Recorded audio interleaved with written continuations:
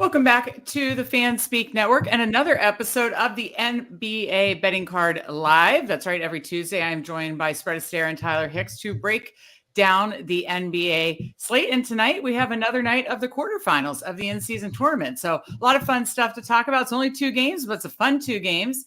And hopefully we'll get some good bets. I know we're going to get some good bets, some good takes from these guys, so you can know what you can do on your betting card tonight. So Spread, what have you thought of the in-season tournament so far? Quarterfinals last night. How are you feeling for tonight? Meg, I am officially an in-season tournament enthusiast, right? Enthusiast. I like it. Yeah, I want to do that little meme, right? Where you have the regular season hater and then the NBA season in-tournament enjoyer. And that's me looking cool in the meme. I think it's been absolutely fantastic. Those games were really fun last night. I told you right before we went on, I wasn't sure how the players would approach them. Would it have that playoff feel? I personally felt it did, Tyler. Did you feel a little bit more of the chippiness, the physical play, the type of things that we associate with the playoffs? Did you see that as well, Tyler, or was that wishful thinking as an in-season tournament enthusiast? No, I mean, that Pacers arena was rocking for that game. The bench guys were all into it. That was definitely a playoff atmosphere kind of game. And then as for the night game, I mean, those two teams, whenever they hit the floor, it's not always a playoff atmosphere, but it's just always an up-tempo game. And that's what you got last night in that late game too. So the first game, I say yes, playoff atmosphere. The second game, not so much. Maybe because it was Sacramento at home and I was going to say my only counter is we were running them out of the gym against the Warriors in the playoffs last year too, right? This team's going to play up-tempo no matter what. And I feel that we talked about it yesterday on the show. Boston had the ability to play both gears, so they can slow it down. They can play half-court sets because they can defend in the half-court. They can also run and gun too. You talked about how, the Pacers needed to make every three if they were going to run and gun with Boston, but I felt like they did. I was watching Bruce Brown just pulling up from the top of the key, 3 feet behind the arc, just all money. And I'm like, Bruce Brown's doing this now? These guys can shoot like this now? Yeah, right. So maybe, Buddy Hield taught him how to shoot there during the offseason. So that would be my only disagreement is the Kings are going to run and gun no matter what. And it was really too bad, Tyler. It was a dark, dark night as I drove home. I think that's why it wasn't no beam. I think that's why it wasn't much of a playoff atmosphere in that night game, because the first quarter gave you the playoff atmosphere level when the Kings ran up that lead. I think they got up to about 15 in the first quarter. Mm-hmm. But then got my hopes up. Yeah, from there on out, it was like they never were able to regain the lead. I think they only chipped it to single digits once, and it was late in the fourth quarter. So you heard a little bit out of the crowd at that point, but the rest of the game, the crowd was just mute because their team wasn't doing all that good. So you mentioned it yesterday on the show, and I should have listened and made it an official play. New Orleans has this team's number. We just match up so poorly against them. Yeah, Sabonis has a good game, but it's Joe Val's going to slow him down at points. Zion's just a mismatch for anybody on that team. Right. I mean, he put Keegan Murray into a locker room at one point and just moving him out of the way. So yeah, and we're a fast team, but it looked to me like they're just as fast, but they're bigger. Yep, they're bigger players. They're just as fast. And then the deciding factor in those matchups will probably always be Brandon Ingram, because you guys don't have a wing big enough to guard him, and he just lights you guys up every time. Yeah, that's true. So. Congratulations to the Pelicans, and hopefully they can get it done if they face the Evil Empire on Thursday. I knew that was coming. That was coming. And, of course, we have that one tonight. I was going to say, we have to break that one down tonight. Tyler, before we get into tonight, any major thoughts? I assume you're an in-season tournament enthusiast as well, but any major thoughts about the in-season tournament so far? No, it's been really fun to watch, and just the key in on one team that's been really fun to watch was the Pacers. I mean, they said something. Their average salary on that team is $3 million for a player on all of their guys except for maybe 2. I think Miles Turner and Halliburton's the only guys making money on that team, and Bruce Brown because he just got paid. The rest of those guys, $500,000 is a lot of money because they're not in these buku dollars that the other NBA guys are. So you see why that team cares a lot about this in-season tournament. Interested to see how that goes as this thing stretches out with some of the teams that are full of guys that just make a ton of money. Right. Absolutely. Well, we have, again, another night of quarterfinals tonight, 2 games to break down. So I will jump right into it and you guys can talk through the games, see if what bets you like. Tyler, I'll be bugging you for props and player performance doubles because that's what I love to do. But no, I love getting your guys' take on the whole thing. So let's break it down. Let's start with the first game, New York Knicks at Milwaukee Bucks. -5, or Bucks are favored by 5, totals 229.5. So spread, break this one down for me. What do you like in this game? All right, this is a tough one for me. My projections tell me to take the Knicks. In my head, though, I kind of like the Bucks, but I've gone back and forth. Tyler and I kind of like to play the game where we fill out the rosters, right? We say, okay, Giannis is better than Julius. At this point, Tyler, playing this game, I don't think the gap between Damian Lillard and Jalen Brunson is that much. No, and I'll even hear arguments that Brunson's playing better this season. No, I can agree with that. Brunson's playing very well. And then you look at the rest of that Knicks roster, and I think that right now they have a stronger supporting cast around their top 2 players. The difference is that Giannis can be so much better than anyone on the floor. We know that Milwaukee does well at home, especially in these playoff type setting atmospheres. And that's why that 5 scares me, right? It's just enough to entice you to take it. But Milwaukee won by margin in most of their playoff games when they're having, they'll lay these 7-point numbers at home and they'll zigzag. And it just seems like the home team gets it done. What are your thoughts here, Tyler? I can kind of be swayed either way. The projections like the Knicks and the under. I don't know. What do you think? I think I like the underlook. I mean, you've seen it the 2 games last night were high-paced teams, but you've seen it even in the Pacers game. Like, it wasn't as high-paced as it normally is. Like, you had more of a defensive atmosphere. The game slowed down towards the end. I think you might get a little bit of that here. And just on the Knicks side, like, we've seen Julius Randle go cold from 3. He's not been shooting the 3 well this year. RJ Barrett started out as a sniper from 3. We know how that's went from here on out. He's fell off a cliff. The only guy who can really shoot on their team right now is Jalen Brunson and a couple guys off the bench. So I'm not really worried about the Knicks perimeter shooting as much. They can get to the rim. I like Brunson's points prop here. I think he can get up into the 30s. You're getting 28.5 at plus money. But in the end, I think Milwaukee's offense is just going to be too much. They have the size to combat with the Mitchell Robinsons on the inside to limit those offensive rebounds and the second chance points that the Knicks need so much in their wins. And I think Dame Lillard and Giannis just take over the game at the end, get the free throws, hit a couple threes, and win the game. So I think the Bucks win this by about 7 or 8. So are you taking it, or do you feel confident enough to bet it, Tyler, or not confident enough to make it an official play? I'm going to see if I can talk spread into it, but we'll see if we get a little pushback. No, that was where my original one was. My original idea here is that this could be a close game, and they value through the number. They're not going to give up easily. Point differential doesn't matter anymore. And like I said, just the strength of Giannis being better than any other player on the floor.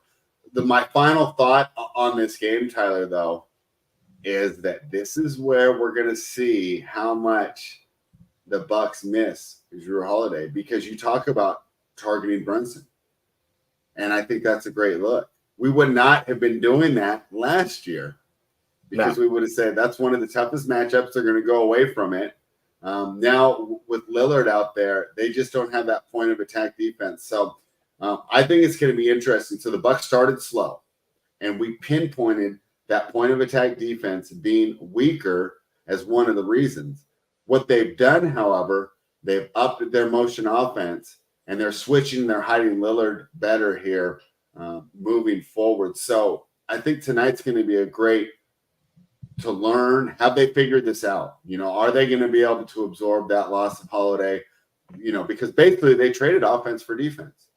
Dame's still one of the greatest offensive players we have in the NBA, even at an advanced age.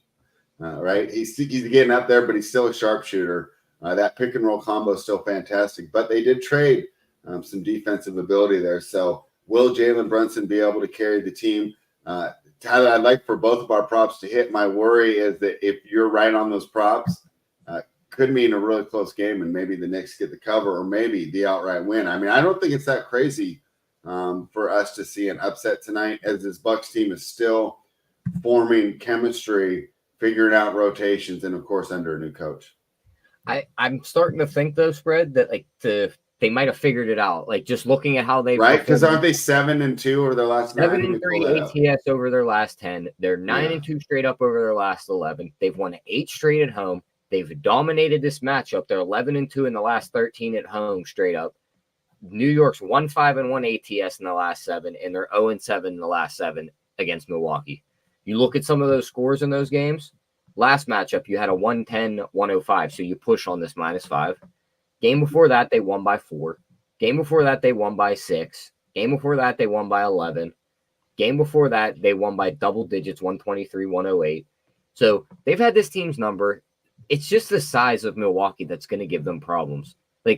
And even letting Drew Holiday go and gaining on offense and losing a little bit on the defensive end, yeah, it's going to let Brunson score some points. But I don't think the likes of Julius Randle is going to do good in this matchup. And the limitations of Mitchell Robinson's offensive rebounding versus this big front court is going to really hinder that Knicks offense, I think. So what, well, first of all, Riot Cape says, what's up, fellas? Says hi to Spread. Thank you for joining us. Tyler, what props are you targeting? Any others outside of Brunson's point line? Yeah, I like Brunson's point line. Let me see. I know Lopez's threes is going to be lined at 1.5. I just got to see the juice on that. Okay. I like that because we know Mitchell Robinson's not going to want to go out there. It's -160 on his 1.5, so that's a little pricey. 3+ is +200 though. Willing to take a shot on that. Don't hate his rebounds either. You're getting that at 5.5 plus money on FanDuel. And Giannis's assist.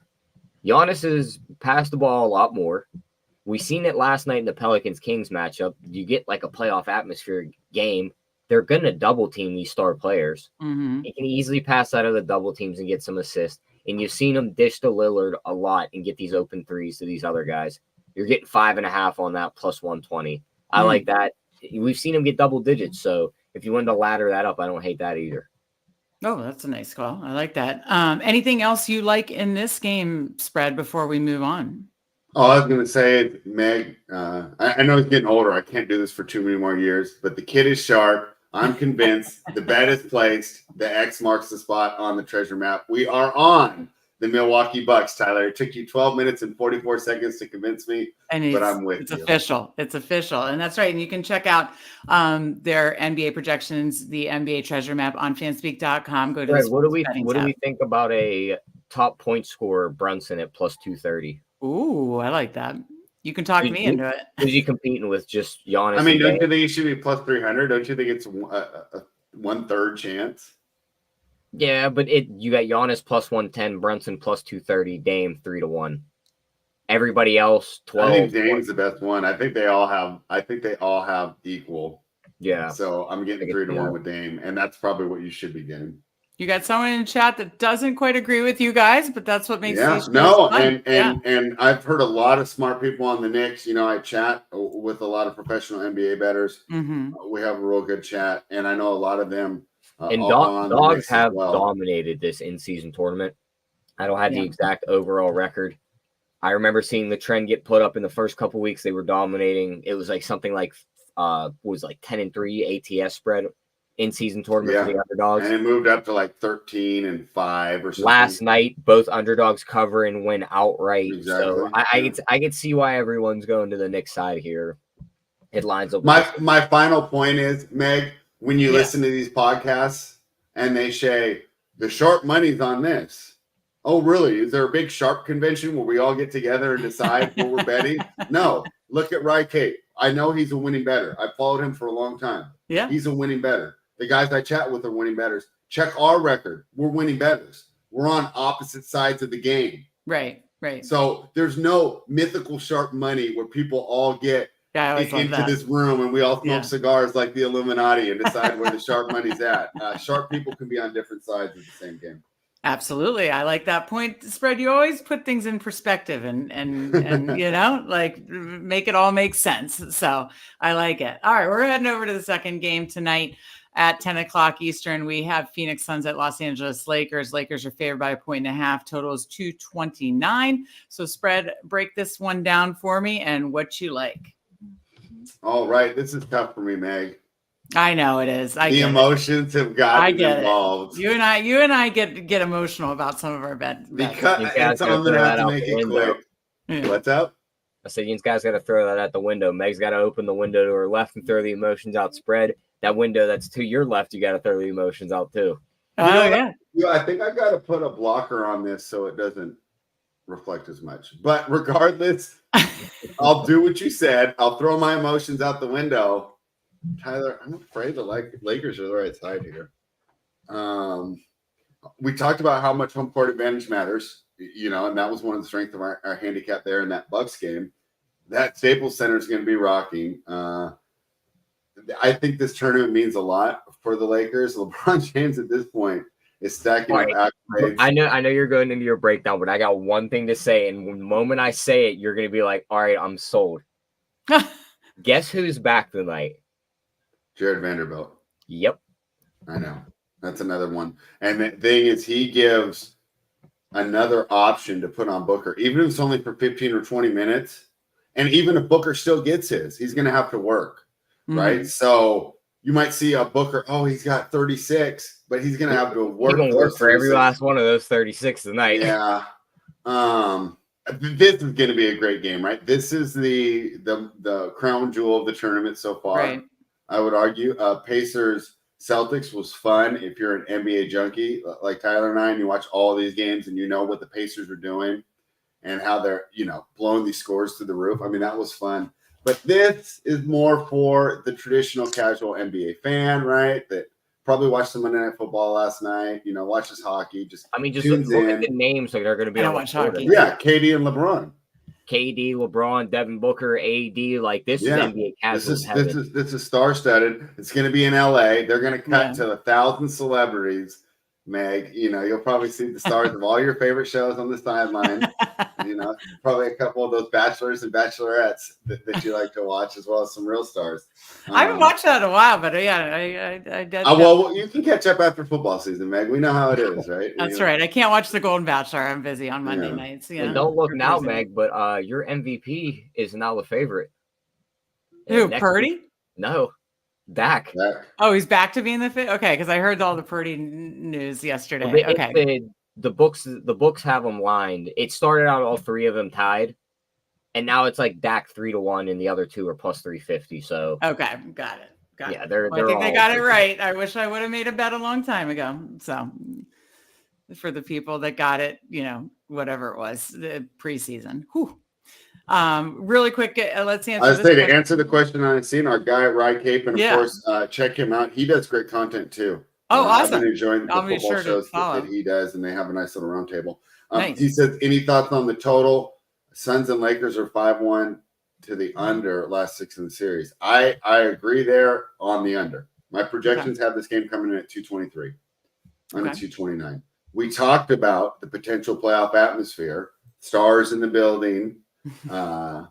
These guys locking in on defense. I mean, maybe LeBron will get out of the low post and just stop pointing and actually get out and get into a stance this game. I mean, that's how hard I think he's going to take it.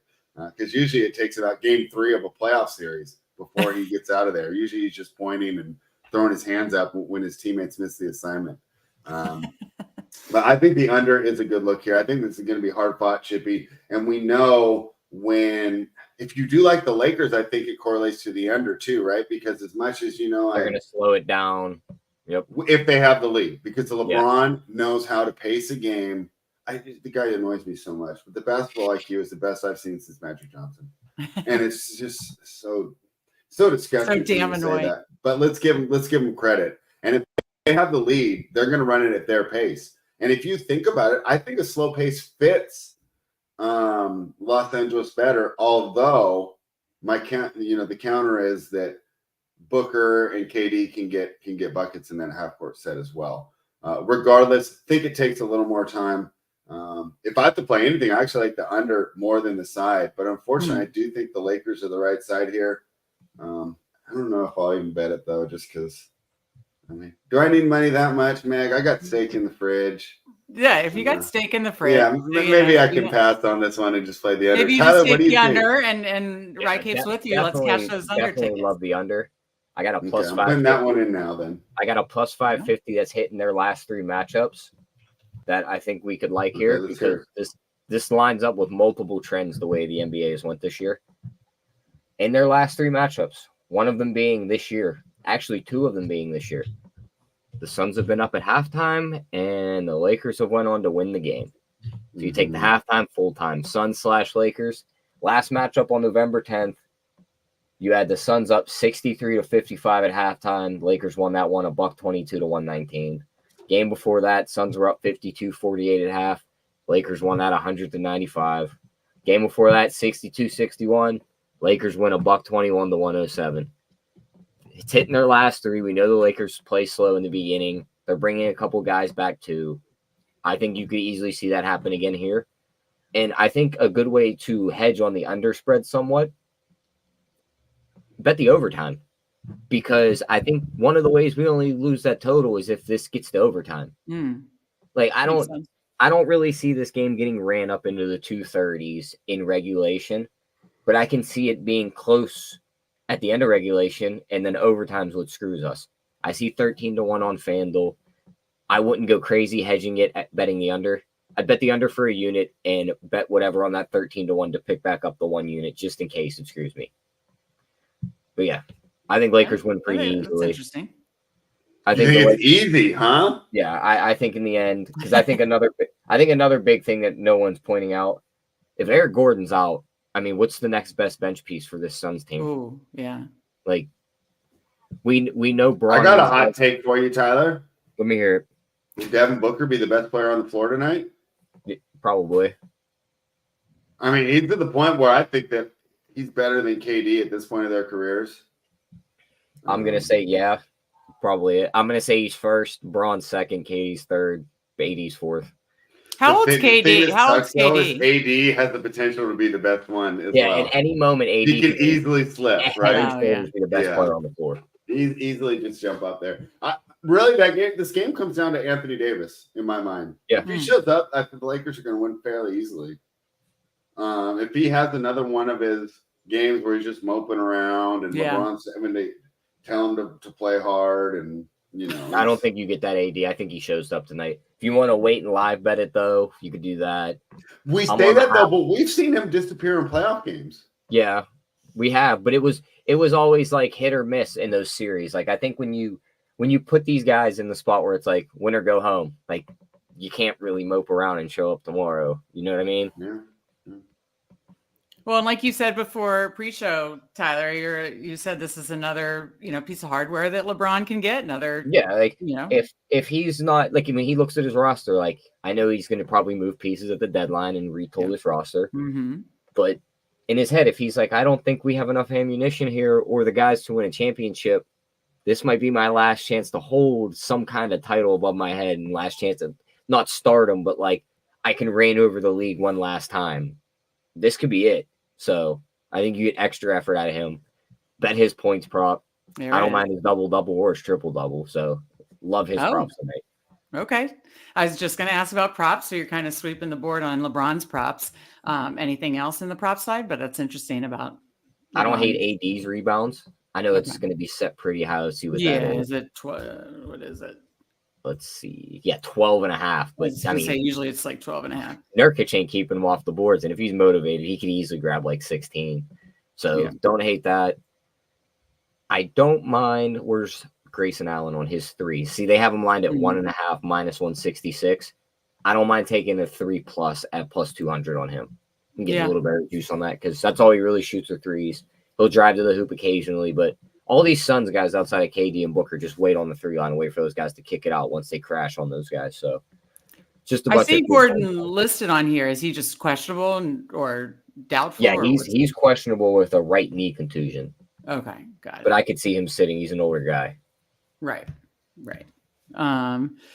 Okay, so those are the props that Tyler likes. Anything else that you like in this game spread? Tyler's kind of going to be tempted on that Suns first half. I remember messaging him, and we figured this out about 6-7 games in the season. When I want to fade the Lakers, just fade them the first half. Yeah, it right? lines up. If your handicap is right, you're going to win the first half. And it just seems so much easier. This team has really come on towards the end. And, like I talked about, the basketball IQ, LeBron understands his age, and he's definitely saving himself there for the end as he's distributing a lot in the first half. And then you see him take over and get to the rim in the fourth quarter. So I'd also consider it a Suns first half, but the one I've placed right now, and I threw on the sheet as well, I did jump in with the under. So those are going to be the two official plays. Tyler and I can talk about whether or not, we want to take the blood money of betting on the Los Angeles Lakers. All money spent spread. Exactly. It's like in Snowfall, right? When no matter if it's got blood on it, money from powder son, on it, whatever on it all spends. Okay, so the two official plays again, so we don't have to take turns doing best bets. The two official plays that you guys are locked in together on are, say it one more time for the people. Bucks -5. Okay. Lakers Suns under 229.5. They're the two official plays. And again, if you want to see their full projections sheet, each and every slate, go to fanspeak.com. Absolutely free sports betting tab, NBA treasure map, X marks the spot is where these guys are betting. Do you guys want to build a little fun parlay together between the two games? And we could do something like that to end this, since it's a shorter slate, before we get your final thoughts for the day, the week. Do you want to build something fun together? Yeah, we can do that. All right, let's go. Tyler, what do you have for Damian Lillard 3-pointers made? I was actually going to ask that question. Right? I mean, I know you like 3-pointers made. I love it. He's from Oakland, right? Northern California. We got he lined at 3.5 plus 114. What do you think of that play? I like the over. I like the over. Yeah, and we're building a fun parlay. So we're building a fun one. Okay. The best or do we want to just do the performance doubles? Say, that I do love those. Like pick a performance double for each one. Okay. Yeah. Let's see what he is. Where's his 5 plus 3s for Dame and they win the game plus 370. Let's see what it is if we just do the 4 plus and win, since that's what he's lined at. About 190. Do they have that pre-build, or do you have to? No, you got to build it, and it comes out at plus 172. All right. So let's do 4. I played a little safe. 5's a lot. Okay, so I got that. And then for game number 2, obviously a Lakers and, well, I assume you're leaning Lakers and some kind of Lakers win. Where's LeBron's performance doubles? Okay, I assume it was I was assuming it was going to be a LeBron performance double. So where's Brett's favorite player's performance doubles at? 25 plus and win plus 160, double and win plus 230, 30 plus and win plus 285, 10 rebounds plus 300. Trying to see if there's any other. I'm sure there's even some. What do you think it's Fred? I think he gets a 30. Do we want to play the 25 and be safe? That gets us a 6-1 ticket. We're running under. Yeah, we'll just play the 25 plus on LeBron and win. And that gets you up. 109, 107, 109, 105. These aren't crazy finals in this game. Yeah. I mean, this is an elimination game, right? What is the total? We were hitting under 201s in game That is sevens, very true. Right? Game 7 totals are just the totals will be 215, game 1 through 6, and then game 7 comes out at 201 and it goes under. Yeah. So I don't want to go too crazy on just the raw points. Okay, so yeah, 25 plus on him and 4 plus 3s on Dame, and the Bucks win. And that's about 6-1, right? Yeah, plus 608 on FanDuel. Perfect. I love it. I can't leave this show without a performance player double parlay. Tyler, those are my favorite. I believe there's a no sweat same game parlay on FanDuel. FanDuel has a no sweat same game parlay. Opt into that first. Absolutely. I like it. All right. Final thoughts, guys, before you get out of here. This was a short one, short and sweet, but we give you the good stuff. They gave you 2 official plays, 1 fun parlay. Tyler also mentioned some props that he liked. So you get it all here. Now, Spread, what are your final thoughts for tonight and just moving forward as this in-season tournament that you love so much winds down? I think it's great. I can't wait to see the semifinals on Thursday in Vegas. And then, of course, they'll be there Saturday night. Interesting way they did the schedule, though. So all the teams that didn't qualify, they kind of mix match a quick schedule. So we have a ton of games tomorrow, Tyler. I believe we have 11 tomorrow. Yep. So because the Kings and the Pelicans, that counts as a regular season game. So to make up, right? They only scheduled, I believe, 80 games originally. So we have the quote makeup games on Wednesday, and then we have another huge slate on Friday night. So I love it that we're going to get this one. Then tomorrow we're going to be breaking down game after game and finding edges, and I love those cards. And then we get this real cool feel there. And I don't know why they put two of them against football though. That was kind of silly, right? To have it on Monday night. Look at the football game they're going up against. I was going to say, the football game they're going up against Thursday night was like, what, a 30 total? 2 back. Yeah, but I think people just watch football no matter what. Bailey's happy. I've seen just terrible games. Oh, my God. That game's going to be so bad. It's going to be bad. They're going to go to show key players. Like, you know how they put the graphic up, and it's going to be Belichick and Tomlin. Yeah. There's no key players left. That's my. See, now I got to tune in, Tyler. Yeah, there you go. You sold them. Two TVs. Good thing I got 2 TVs. All right. Well, that's Fred's thoughts. Tyler, what are your final thoughts for tonight and this in-season tournament as we, make our way to Vegas to wind this thing down? Yeah, it's going to be a fun tournament. I got one question for Spread, though. It's not really tournament related. It's more like just an award bet. What all needs to happen for a Halliburton 30-1 MVP ticket to end up like towards the top in the end? Ooh. Say it one more time. Halliburton 30-1 MVP. What all do we need to end up like getting a chance? You're basically betting the Pacers win the tournament. That's the bet. If the Pacers win the tournament, he will be the tournament MVP. No, I'm saying you're talking end season MVP. Yeah, like 30-1 right now. Like he's not winning in season MVP. I don't think so either. But like, what all do we need outside of Jokic injury? Like, could we just bet this 30-1 and he ends up being 5-1 at the end of the year? And we get a great cash out. If you can cash that, if you have a cash out book, yes. But I wouldn't bet it because I just don't think rarely ever has a player been out of the top 5 in MVP voting. In fact, I don't know if ever, and actually won an MVP. Is Derrick Rose one of those guys? He had to have been, right? He might have been top 5 the season before. I'll look it up. Yeah, I'd have to look that one up. Because he won 2011. So I'd have to look up 2010 MVP voting. My point, I just don't think unless you have a cash out book, I wouldn't do it. Okay. Now my theory on it was though, it's not that crazy that the Pacers win this whole thing. No, for sure. I don't have a line on that, like the in-season tournament MVP. Yeah, I just seen the 30-1 on him. Felt like that number was too far, and think like you can sit on that for a while and get a nice cash out. Right. Yeah. If Jokic sprains an ankle or something is out for a month, he might fall into the award. I mean, sometimes with these awards, it is like kind of, with injuries, and then it just kind of defaults to the next Tyler, you're right. Derrick Rose was not in the top 15 of MVP voting in 2009, 2010. And then, he's the one that breaks that little rule that I gave. All right. They were. I think they were the 1 seed the year he won it. That might be what ends up holding Halliburton back because in the end, I think he probably maxes out. I think the Pacers max out at like. I just don't think they'll give it to him. There's too many guys that have the narratives around them. Yeah, that's the other thing too. It feels like a good bet at the number, but at the same time, when you look around, if you have a cash out book, though, I think it's good. If you have a cash out book, I feel like betting him and Booker at 30 and 35-1 are great bets. Ooh, Booker's gonna be tough.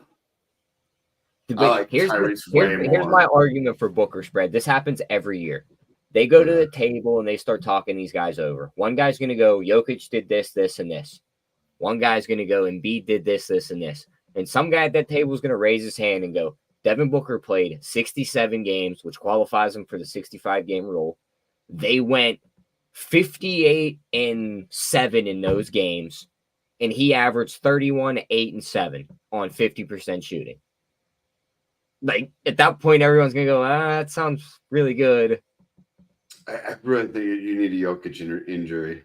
I mean, I'm coming off the title. I just feel like they're going to give it to him after they screwed him last year too. Like I feel like, gotcha. Great point by Steve in the chat, though. He's also saying the Pacers were to win the in-season tournament, it would help with the full season MVP. That would help them get on the voters' radar. Yeah, Steve, that's a great point there. And I know one guy that's you can bet that right now, Tyler. You might be able to just cash out, at the end of the tournament. Very true. And that's true. You might get an offer then. Yeah. I know one guy's podcast I listen to that has a vote. Spread's not a big fan of him, but Halliburton's on his radar. And he's talked about it for MVP. So that's one guy. Or is it Bill Simmons? It's Bill Simmons. I knew it was one of those. You know why I know he doesn't know basketball? It's all he ever talks about is trades. That and the Celtics. To me, that's like the ultimate idea that you don't actually know basketball. But the thing about it, I need to grind these games, so I'm watching them all. Yeah. If I had Bill Simmons, the thing about it is like you don't listen to him for basketball knowledge. You listen to him because he knows all the guys behind the scenes, and he'll tell you on the podcast, I heard through the grapevine that such and such might end up here. I'll just let you tell me. And then a year later, all of a sudden, all these rumors come out that this guy's going here, and he ends up right on that team. No, I'm a Nate Duncan disciple, Tyler. I can't do that. I like Nate and Nikias Duncan. Those are my guys. Those are the basketball guys. I agree there. Yeah, that's the ones I'm like learning and taking notes, listening to them. I was gonna say, do you guys listen to some of the same podcast? I assume. Yeah. I would assume there was some overlap there. All right. Well, again, you got two best bets. You got a parlay. Did some in-season talk. Join us Thursday at 3. You better start prepping now. I know. I need to heat on Thursday. I need to wait. You are, or Tyler is, or both? Are you both coming after me? I'm not speaking for him. I'm just telling you, I'm bringing the heat because we were on the same time. This is like in 1988 when the mega powers broke up. We're on opposite sides this week, man. Okay. We were together. I already know which game that you like. And yes. And my projections are agree with you too, but I'm saying no. I already know you are going against your projection. Oh my God. Yeah. Okay. We'll save this for Thursday, but that's the tease. All right. That's the tease. As they say in the industry, we gave you a little tease. Thursday debate. You probably know what game it is if you listened last Thursday, but I will come like lawyer ready. I'm going to come with all the stats, all the data. I need to be. That was a good pull. I like that. Anyways, join us 3:00 for the NFL betting card. For Spread for Tyler, I'm Meg. Good luck tonight, and we will see you guys next time.